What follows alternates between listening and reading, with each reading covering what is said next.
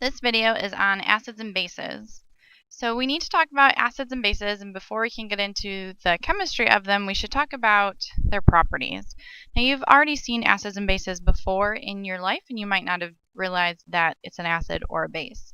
So acids have some distinct properties, and bases have some distinct properties. Acids, if you were to eat an acid, it would have a sour taste. So things that have sour taste would be things like a lemon has a sour taste, oranges have sour taste, any type of citrus fruit. Milk can sour, and that would make it more like an acid. Or apples are acidic. Okay. Soda is also an acid. Okay.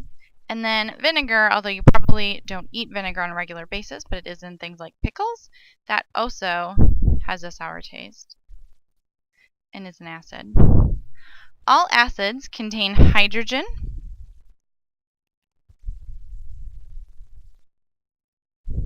ions, and that's my symbol H. Okay, and those will come at the beginning of the formula.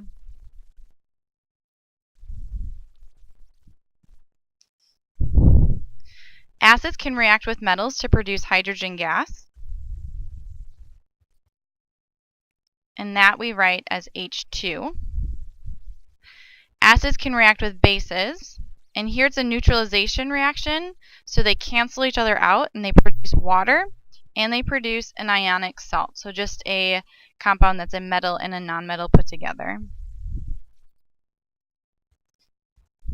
Acids are electrolytes,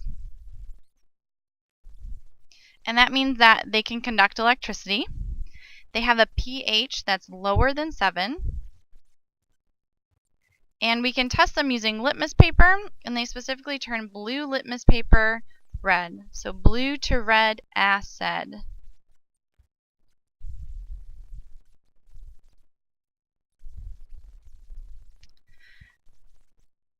With acids, we have bases. Bases have a bitter taste. Things that have a bitter taste would be things like soap, ammonia, which I wouldn't recommend eating, and detergents.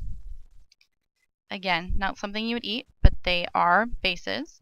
Things like detergents and soap, if you were to put them on your fingers, they would have a slippery feel.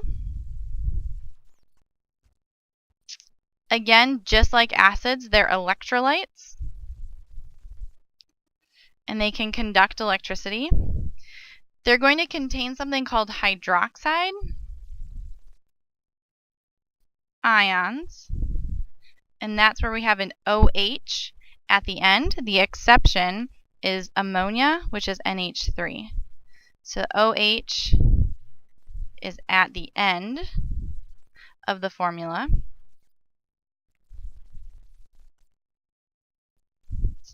Bases have a pH greater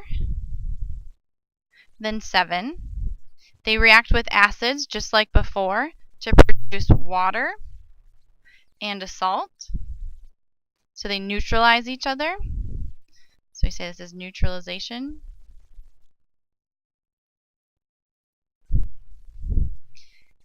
And bases are going to turn red litmus paper blue.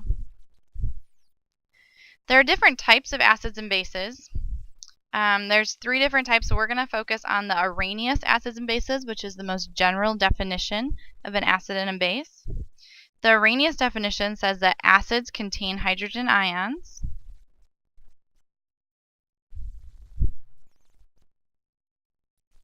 And they're at the beginning of the formula.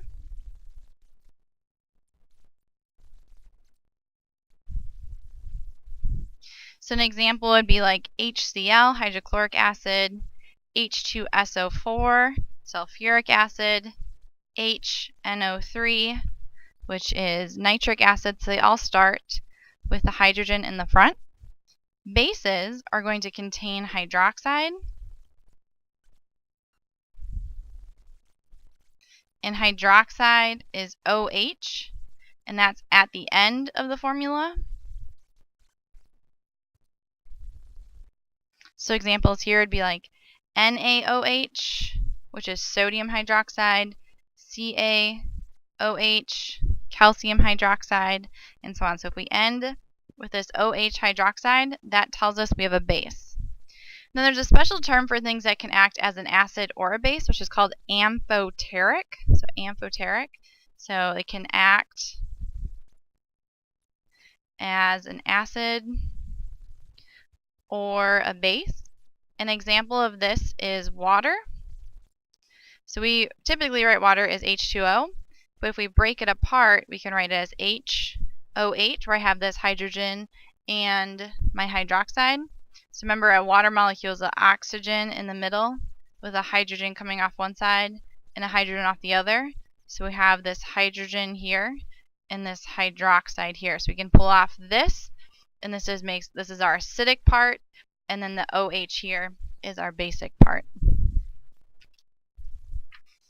We can have strong acids and weak acids. So you've probably heard the term of a strong acid before or weak acid before. And the difference between the two is how much it ionizes in water. So how easily it breaks apart.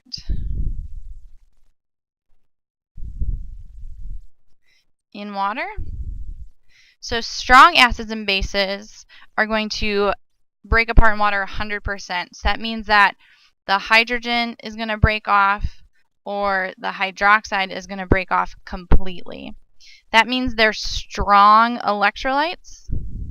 Because we have tons of ions in solution, we're going to be able to conduct a lot of electricity. Some examples of strong acids would be like HCl hydrochloric acid, HBr hydrobromic acid, HNO3 is nitric acid, HI hydroiodic acid, H2SO4 is sulfuric acid, HClO4 is perchloric acid. And then we have some examples of strong bases: sodium hydroxide, calcium hydroxide, potassium hydroxides, barium hydroxide, and they kind of make a chair of bases. If you look on the periodic table, you have sodium, potassium, calcium, and then barium's farther at the bottom, so they make this chair of bases that some people call it. And then we can have weak bases and acids, and this is where they don't completely ionize in water, so they don't fully break up. They're weak electrolytes, so that means that they only slightly conduct electricity. Some examples of weak acids: hydrofluoric acid, phosphoric acid, hydrocyanic acid, acetic acid. This one is what's in vinegar. In vinegar is 5% acetic acid. In carbonic acid, this we find in soda. It's important that we find our weak acids in these, because if we had strong acids, that'd be really bad for us. And then a weak base is ammonia. This you'll find in a lot of household cleaners.